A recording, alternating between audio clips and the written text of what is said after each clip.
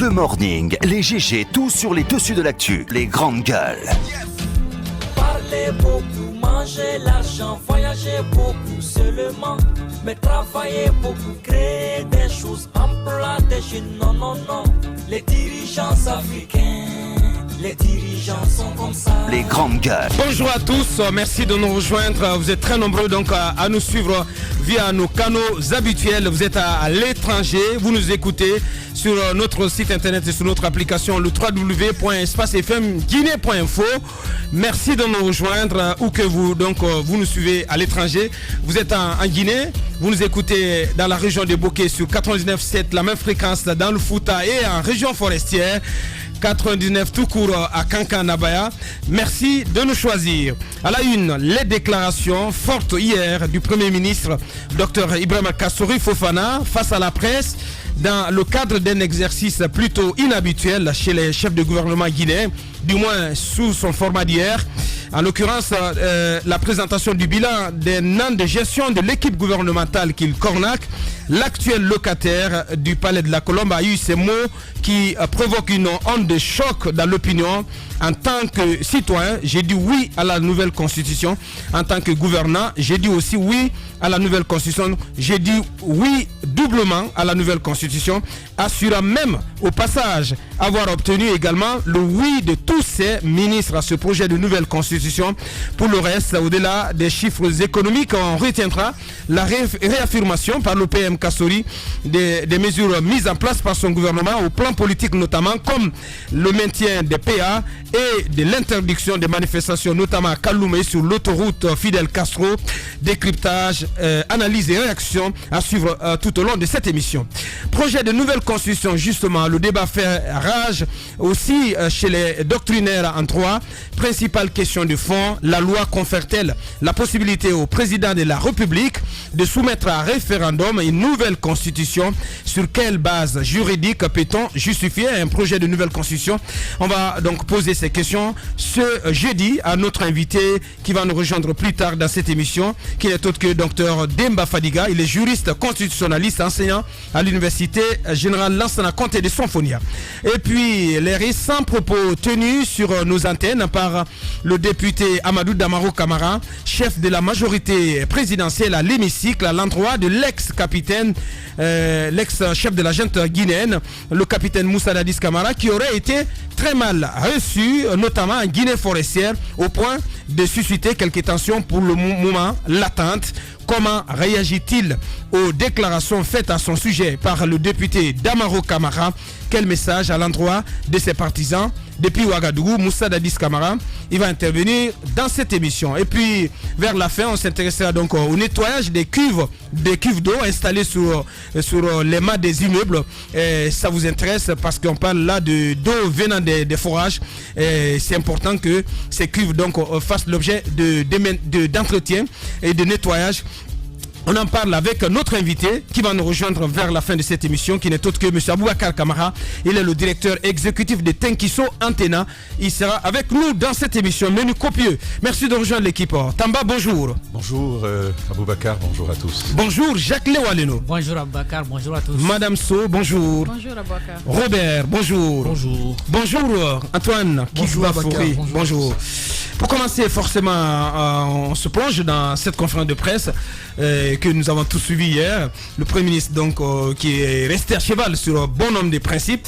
Mais ce qui retient fondamentalement l'attention et qui provoque une onde de choc au sein de l'opinion et de la classe politique, c'est ces déclarations du Premier ministre autour de la question de la nouvelle constitution. Je propose de l'entendre. En tant que vous m'avez interpellé en tant que citoyen, je vais vous donner ma réponse de citoyen, après je viendrai à celle de chef de gouvernement. En tant que citoyen, je paraphrase Zobelemo, qui est un professeur, un constitutionnaliste de taille, en disant qu'on ne peut pas défendre une constitution en la violant. Et le débat en cours donne l'impression que les uns et les autres violent la Constitution déjà. La Constitution garantit la libre opinion. Qu'on soit d'accord ou pas d'accord sur le sujet, il faut que les Guinéens s'expriment. Et c'est dans la diversité d'opinions que peut émerger la lumière et le consensus peut être trouvé. Il y a qui estiment qu'il ne faut pas toucher. La Constitution, c'est une Bible. Je n'en connais pas de mon expérience d'intellectuel, en dehors des États-Unis, même dans ce cas, la Constitution de 1787 a fait l'objet d'une vingtaine d'amendements. Sinon, les constitutions changent au rythme des mutations sociales. Il m'est arrivé de poser la question, pas plus tard que la semaine dernière, au gouvernement, individuellement, en invitant chaque ministre de se prononcer sur le principe ou non d'une nouvelle constitution. À la sortie d'ici, vous pouvez interroger les uns et les autres. La réponse est unanime. Il n'y a pas de doute. Pourquoi? Parce que laissons la question de légitimité ou d'illégalité de la Constitution existante, qui n'a pas fait l'objet, dit-on, de suffrage universel. Mais il y a beaucoup de dispositions, même dans mes fonctions actuelles. Il y a une confusion. Relisez les dispositions relatives à la fonction présidentielle telle que définit la Constitution, dans la Constitution, et celle du Premier ministre. Ce n'est pas précis. Il faut préciser. Nous avons une Constitution qui consacre une douzaine d'institutions républicaines, dont le fonctionnement en termes de coûts est très lourd pour les jeunes démocraties que nous sommes. Certains pays ont changé de constitution pour cette raison, seule. Nous avons une constitution qui fait renoncer la Guinée à ses marques habituelles, historiques, de panafricanistes. La constitution, les deux premières constitutions républicaines, celle de 58 et celle de 82, consacrent le panafricanisme de la Guinée. Notre hymne national est bâti sur la philosophie du panafricanisme. Notre constitution, qui est le socle de cette vocation, n'en parle pas. Oui ou non, il est raisonnable de revenir sur ces fondamentaux. Donc la question d'une nouvelle constitution, en tant que citoyen, j'ai dit oui. En tant que gouvernant, j'ai dit oui. Doublement oui. Les grandes gueules. Antoine Kourma, oui, doublement oui. Doublement oui, et cette partie du message de Kassouri a... Pour rappeler que vous étiez à cette conférence. La conférence avait pour thème acquis, défis et perspectives du gouvernement après une année. Et donc Kassouri, dans sa communication, parce que ça s'est fait en deux temps. Dans un premier temps, il a fait une communication en 20 minutes. Un exposé. Un exposé où il est revenu sur ses acquis durant l'an 1 de sa gestion à la primature. Et il a fait un état des lieux. Après, il est revenu un peu sur quelques actions posées. Mais par après, à la phase des questions-réponses, il y a eu beaucoup de questions qui ont été posées, notamment sur l'actualité autour de la nouvelle constitution. Et là, Kassouri, sans embâche, est revenu sur la position du gouvernement. Et à ce niveau, on avait dans la salle beaucoup de ministres, parce que avant cette conférence, il y avait beaucoup de doutes qui se lisaient sur les visages, même des rumeurs qui disaient qu'il y a des ministres qui sont sur le point de faire comme Cheikh Sako en démissionnant simplement. Et donc des passeports seraient confisqués au niveau de Sékou Touré. Là, on a la confirmation que ce n'est pas du tout vrai. Hier, Kassouri, devant les ministres, a dit qu'il a reçu chacun individuellement, ils ont répondu favorablement à la nouvelle constitution. Et au sortir de la conférence, on a tendu le micro à des ministres, notamment à celui de la citoyenneté, M. Mamadou Taran Diallo, qui a confirmé les propos de Kassouri, qui a dit qu'il y a eu une rencontre avec le Premier ministre au cours de laquelle chacun a donné son avis par rapport à ce débat de nouvelle constitution. Donc, à ce niveau, le ministre Taran l'a confirmé. Bien. Donc, Thibou Camara, autour de qui avait des soupçons, était dans la salle. Thibou n'a pas trouvé à redire, même si par après Vous l'avez eu en interview ou pas? Demandé à l'interviewer, n'a pas voulu se prêter à nos questions. Il a continué son chemin. Ouais. Et donc, il y a eu ce point de la communication de Kassori autour de la position des membres du gouvernement. Il est aussi revenu sur les faiblesses de l'actuelle constitution selon lui. Et donc, on le dit tout le temps, les acteurs du pouvoir en place estiment que la constitution actuelle a d'énormes faiblesses à cause desquelles il est important de revenir sur une nouvelle constitution. Et donc, Kassori, il a rappelé tantôt, c'est pratiquement les éléments clés de cette communication qu'on vient de suivre. Merci. Monsieur Robert, vous en pensez quoi? Les carottes sont cuites du côté du gouvernement. Les carottes sont cuites. Du côté du pouvoir en place. Les carottes sont cuites, mais à travers la sortie médiatique d'hier, je pense que le Premier ministre Kassori Fofana éteint complètement la flamme de ceux-là qui doutaient encore de sa position vis-à-vis de cette nouvelle constitution. On sait que certains acteurs proches du pouvoir étaient déjà en campagne à l'intérieur du pays, notamment le vice-gouverneur de la Banque centrale et Baïdi Haribo, Malik Sankon de la Caisse nationale de sécurité sociale et notre ami Makissa des impôts. Ils étaient à cheval depuis un certain moment. On les a vus sur le terrain. Alors, certains se posaient notamment la question sur l'engagement, le véritable engagement du côté gouvernemental, c'est-à-dire les ministres et le premier Kassori Fofana. Donc, cette conférence de presse vient donner la position claire, non seulement vient donner une position claire du Premier ministre désormais, mais aussi il vient dire que le Premier ministre tient en laisse désormais tous les membres du gouvernement, d'accord ou pas d'accord, sont obligés de suivre la vague, puisque sa déclaration, il porte la voix de tous les membres du gouvernement. Et donc, à partir d'aujourd'hui, je pense que chacun est obligé de s'engager sur le terrain et de battre le pavé. Si, c'est une obligation. Si tu ne veux pas, non. Si tu ne veux pas, c'est une déclaration publique. C'est une déclaration du chef du gouvernement qui les engage. Ceux qui ne veulent pas le faire, habituellement, comme on connaît Kassori, il raconte pas n'importe quoi. Exactement, Antoine, je veux te dire que ça les oblige. Ceux qui se sentent pas obligés quittent le navire, c'est ça. Les grandes gueules. À travers la voix du Premier ministre hier, vous êtes obligés, parce que lui-même il le dit. Il a dit qu'il les a eu un à un et chacun a donné son avis favorable pour l'écriture d'une nouvelle constitution. Et donc, à partir de ce moment-là, je pense que tous sont obligés de suivre la vague. Ceux qui ne sont pas d'accord peuvent faire comme Maître Cheikh Sako. Mais de là, je pense qu'aujourd'hui, au jour d'aujourd'hui, les positions sont claires. Ce n'est plus une question de velléité. Les positions du gouvernement sont claires. Une nouvelle constitution a été écrite. Ça va être soumis au peuple pour vote. Et ils sont dans cette direction désormais. Merci. Allez-y, Madame Sow. Écoutez, votre avis? J'ai écouté avec intérêt les propos de M. Kassori Fofana. Je pense que ce qu'il a dit, certainement, je suppose que s'il engage tout le monde au sein du gouvernement, ça veut dire que les gens sont partants. Ceux qui ne seront pas partants, comme Ruby l'a dit, pourront certainement sortir faire leur valise, ou partir. Parce qu'il ne peut pas dire que tout le monde a donné son aval comme ça, que les gens continuent à rester sachant qu'ils ne sont pas d'accord. Moi, cela m'étonnerait fort.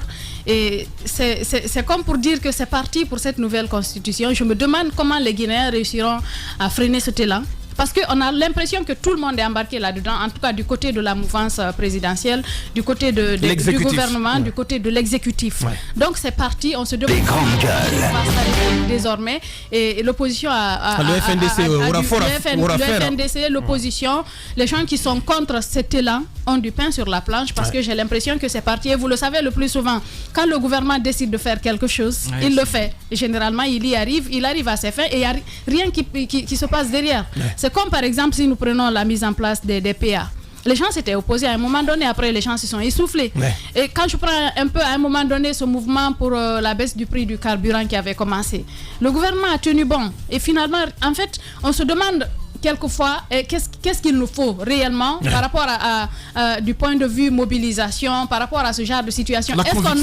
Est-ce qu'on a les gens qu'il faut aujourd'hui pour freiner cet élan? Moi, je me pose bien la question. Mais il faut aussi compter sur la détermination de l'opposition. C'est la question, Moussaïrou. Je me pose bien la question.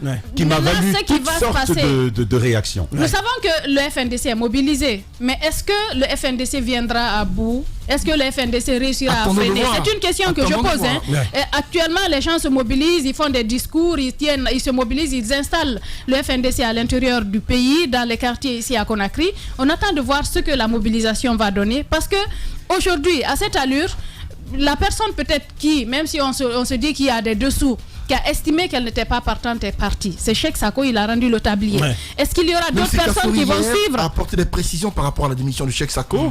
Et il a dit que le contenu de sa lettre de démission, qu'il ne le comprenait pas, parce que Cheikh étant un ami à lui, ne lui a jamais fait part de cela non seulement, mais il est étonné parce qu'il n'a pas connaissance lui-même, il n'a pas connaissance du brouillon. De toutes les façons, c'est parole contre parole. Donc selon lui, ça n'existe pas. C'est parole contre parole. Vous n'avez pas les arguments qu'il faut pour dire que Cheikh Sako a tort, tout comme vous n'avez pas... J'ai pas dit qu'il a tort.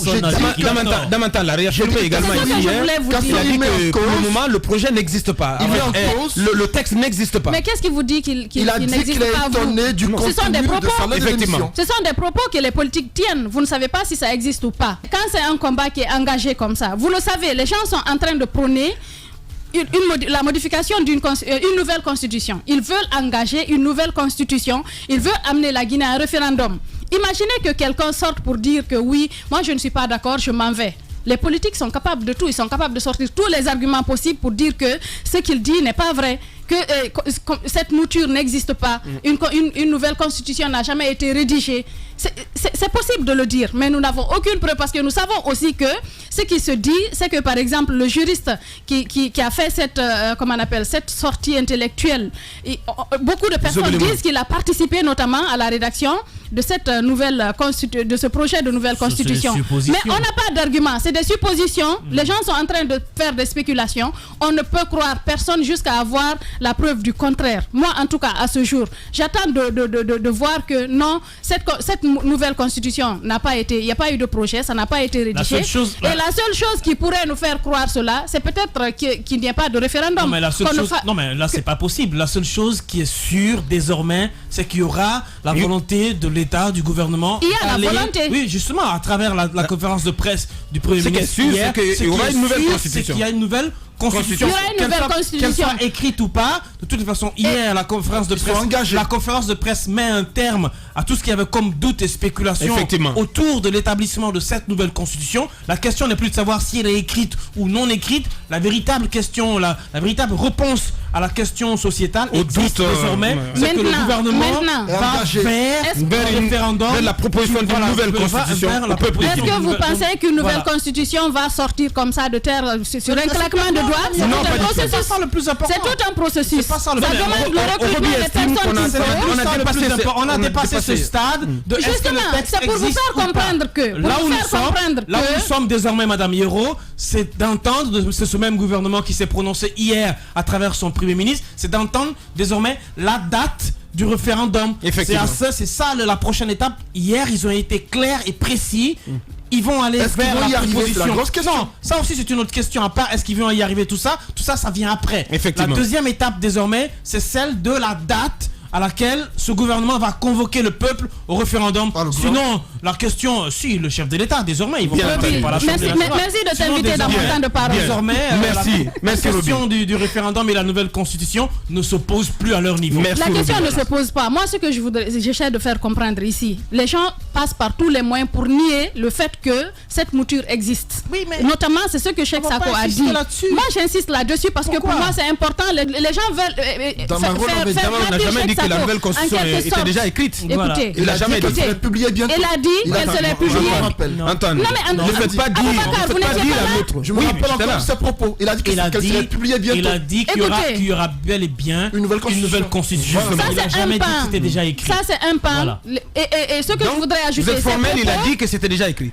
C'était déjà élaboré. Écoutez, on est sur le discours aujourd'hui du Premier ministre. Ce que je voudrais dire par rapport à ce discours-là, cette sortie, moi, ne m'étonne pas que le Premier ministre veuille accompagner cette nouvelle constitution. Mais il y a des choses qu'il a dites pendant cette conférence avec lesquelles je ne suis pas d'accord. L'impulsion de la lutte contre la corruption, je suis d'accord avec lui, mais notamment il dit qu'il a réussi quelque chose. Dépend de ce discours qui arrive. On en parlera certainement. Bien. Je sais que je vais en parler, mais il y a des pans, notamment par rapport au dialogue social, notamment par rapport à la lutte contre la corruption, mais aussi par rapport à l'insalubrité. Franchement, on ne peut pas dire que c'est des coups qui ont été réussis. Merci. Allez-y, Jacques. Bon, moi, je pense qu'on peut d'abord dire que je ne sais pas si... La messe est entendue? Officiellement, non. Je ne sais pas si c'était prévu, cette communication sur la Constitution. Parce que voyons bien que c'est en répondant à une question... Mais il ne pouvait pas y échapper. Je sais que... Non, écoutez, je sais que c'est de l'actualité et il pouvait s'attendre en tant que gouvernant qu'un journaliste lui pose cette question. Mais je me dis, en termes d'annonce du gouvernement, ce n'était pas, disons, de cette façon que le gouvernement allait nous informer qu'il est pour la Constitution. C'est-à-dire, on pourrait avoir un autre cadre, peut-être au terme, non, écoutez, peut-être au terme d'un conseil pour l'annoncer, ou alors, je ne sais pas moi, mais il y avait y avoir quelque chose qui pourrait être orienté spécialement à la question de la Constitution. Maintenant, vous me permettez, vous avez tellement parlé. Bien. Si vous ne donnez pas le temps aux gens de dire ce qu'ils veulent, c'est très grave. Allez-y, Jacques, voilà. allez-y. Maintenant, l'autre chose que je voudrais dire, on peut quand même refaire le film de tout ceci. Nous avons bien compris que c'est aussi en répondant à la question d'un journaliste que le président de la République a commencé à entretenir le doute sur sa candidature en 2020. Et depuis lors, on a commencé à se poser des questions. Est-ce qu'il va partir en 2020? Et finalement, les rumeurs ont accouché l'idée de la Constitution. Nous sommes arrivés la dernière fois avec le RPG qui a fait une conférence. Donc, une déclaration officielle pour dire qu'il demandait au président de la République de proposer au peuple de Guinée une nouvelle constitution. Le gouvernement qui suit, on dit, bon, la prochaine étape, c'est de proposer cette constitution au peuple. Non, la prochaine étape, c'est d'abord le discours du président de la République qui va répondre à toutes ces demandes qui lui ont été adressées, notamment par certains élus locaux, comme celui de Kindia, qui l'a fait officiellement, qui a eu l'occasion de le faire même de façon très maladroite, parce qu'en s'exprimant au nom de toute la Basse-Côte. Mais également le RPG Arc-en-Ciel et d'autres partis alliés comme la COPAM qui a fait aussi une telle déclaration. Donc on attend encore la réponse du président de la République par rapport à tout ça. Et je me dis, puisqu'il a dit à Kindia qu'il est en train d'écouter tout le monde, et il me semble, ou je pense qu'il c'est un cap important qui est franchi là, oui, avec le Premier ministre, hein, non, avec les déclarations du Premier ministre. Je ne crois pas que ce soit... Exactement. En tout cas, pour le président de la République peut-être, mais de l'observateur que je suis, je pense que ce n'est pas le cap encore le plus important. J'ai dit un cap important. Oui. Je n'ai pas dit le plus important. Alors, bon, c'est un cap important, mais ce n'est pas encore le plus important. Le plus important, c'est de savoir qu'avec les oppositions qui sont en place, qu'elles sont en train, n'est-ce pas, non, soit de faiblir ou d'accepter, n'est-ce pas, cette proposition. Dans la perspective de l'annonce de la réponse du chef de l'État. À mon avis, c'est le cap le plus important. En tout cas, c'est un peu désormais un peu proche. Effectivement. Voilà, nous sommes en train de nous avancer vers une telle option. C'est-à-dire que le président de la République puisse prendre la parole arrivé, les gars. Pour dire, nous avons pris connaissance de toutes les demandes qui ont été faites. Mais ce que je voudrais dire, c'est que je pense que le président de la République est aussi en train d'écouter le Front National pour la défense de la Constitution, ces partis politiques d'opposition qui disent aussi non, parce qu'il faut un minimum de consensus pour quand même aller à une telle idée. Je crois que ça peut calmer les oppositions dans le pays. L'autre chose, et là je termine sur ça, c'est ce qu'il a officiellement dit devant la presse. Le fait qu'il ait appelé les ministres un à un pour leur demander. Sous un angle, on peut estimer qu'il cherchait à avoir l'unité au sein du gouvernement autour de la question. Mais sous un autre angle, on peut bien penser qu'il était à la recherche de potentiels traîtres. Effectivement. Donc on appelle les gens, ça rappelle tout ce qu'on reprochait. Ceux qui ne soutiennent pas. Ça rappelle ce qu'on reproche aux anciens systèmes qui étaient en place en Guinée, où on allait demander les gens, est-ce que vous êtes avec nous, est-ce que vous n'êtes pas avec nous, après on vous... Les grandes gueules. De tout, on vous liquide. Parfois même on vous liquide, on vous fait du mal, tout ça. Je pense que ce genre de pratique me pose un problème. Bien, merci Jacques. Tamba, pour clore. Et je vais embrayer sur ce dernier pan de Jacques Léo-Aleno. Moi, je ne pense pas que ça va suffire à nous convaincre que tous les ministres sont d'accord avec ce projet. C'est mon avis. il y a de ces ministres personnels, à titre personnel, moi j'aimerais les entendre avant. J'aimerais les entendre dans une démarche purement journalistique, les avoir par exemple au bout du fil ou même les rencontrer pour savoir c'est quoi leur véritable position. Parce que Jacques souligne quelque chose d'important. Comment vous tenez-vous devant le Premier ministre, hein, en sachant que vous êtes dans un État comme la Guinée? Rappelez-vous quand même que tous ceux qui démissionnent ne démissionnent pas ici. Jusque-là. Exactement. Le plus commun de la démission en Guinée, c'est de le faire en dehors de... Mais Gassama, il l'a fait ici. Ben oui, Gassama l'a fait, mais je dis bien le plus commun. Le plus commun, ce n'est pas en Guinée que ça se fait. Étant donné qu'il n'y a même pas beaucoup de démissions.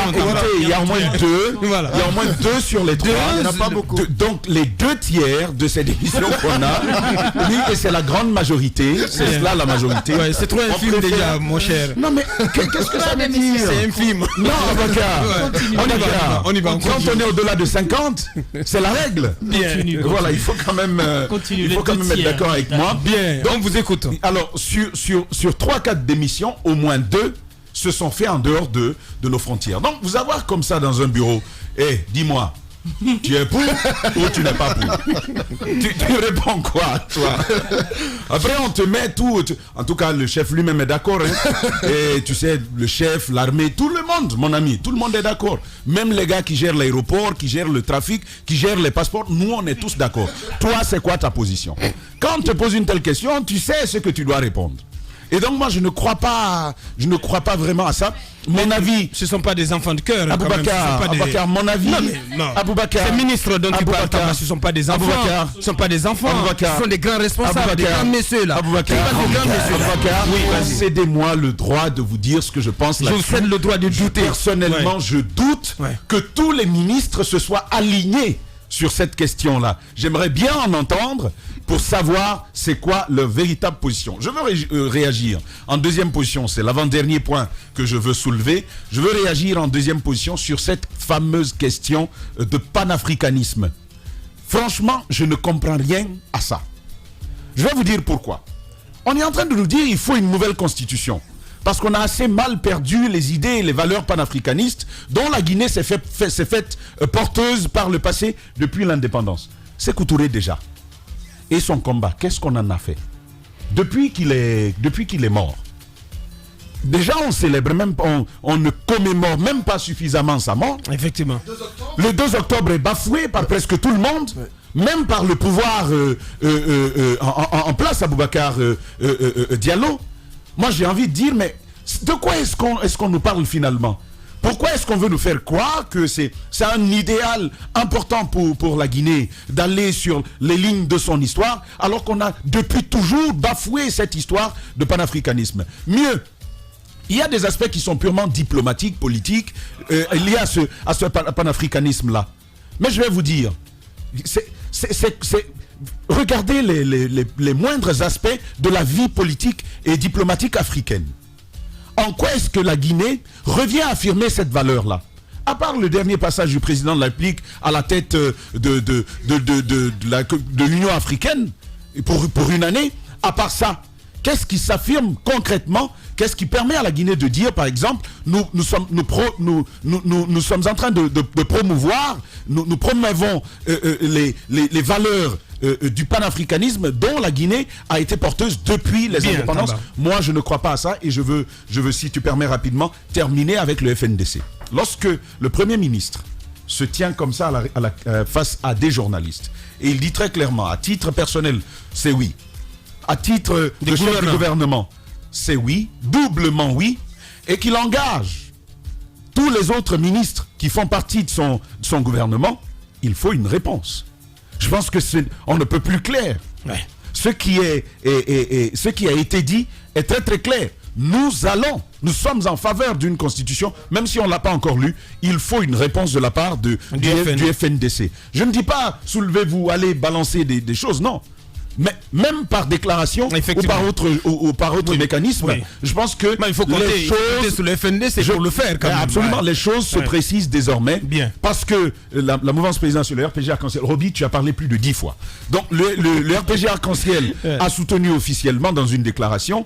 Désormais, le chef du gouvernement est également sorti comme ça, comme on a pu le voir dans une conférence de presse. Moi, je dis, en même temps que je suis d'accord avec lui quand il dit que tous devons avoir le droit de nous exprimer, d'exprimer nos opinions, en tout cas c'est la ligne que je défends depuis toujours. Au même moment, je demande quand même que le FNDC puisse agir parce qu'il n'y a pas meilleur moment. Pour des questions qui me semblent sont des questions aussi difficiles ou une question aussi difficile que proposer une nouvelle constitution alors que nous savons qu'il y a des velléités en face. Je pense qu'ils sont dans leur stratégie. La première stratégie, la semaine dernière on en parlait, c'était tâter le terrain avec cette question directe de troisième mandat. On a vu ce que ça fait et tout le remous que ça a soulevé. On a retiré cette question sur la table. On a amené la question de la nouvelle constitution. On a vu encore qu'il y a des oppositions et que tout le monde n'est pas d'accord. Dans cette perspective-là, qu'est-ce que vous faites? Vous ne parlez pas des questions qui fâchent pour le moment. Parce que vous avez en face des adversaires qui se préparent pour la bataille. Donc vous allez avec des arguments panafricanisme. On a écouté Zalikatou qui nous parlait, elle, de nutrition. On va écouter d'autres personnes qui vont nous parler d'autoroute, de conduite, etc. Chacun dans son domaine va sortir l'argument qu'il faut. Si, je vous explique très bien. Si nous avons le ministre des Transports, il va nous parler de possibilité de mettre dans la Constitution une réforme liée au transport, etc. Donc chacun dans son domaine va venir avec son argument et on va placer l'argument là. Petit à petit, on va faire notre bout de chemin. Et à la fin, c'est vers la fin que nous allons sortir la question de mandature. Pour le moment, on ne peut pas en parler. Ils sont dans leur stratégie. Si vous ne comprenez rien, le panafricanisme, c'est fait exprès pour que vous ne compreniez rien jusqu'à la fin. Merci, Robin. Il se passe dans la vie politique tant d'événements inattendus, bizarres, que la Guinée paraît fumer la moquette. Chez les GG, la politique, vie de société, les grandes gueules, pour l'intérêt de la Guinée.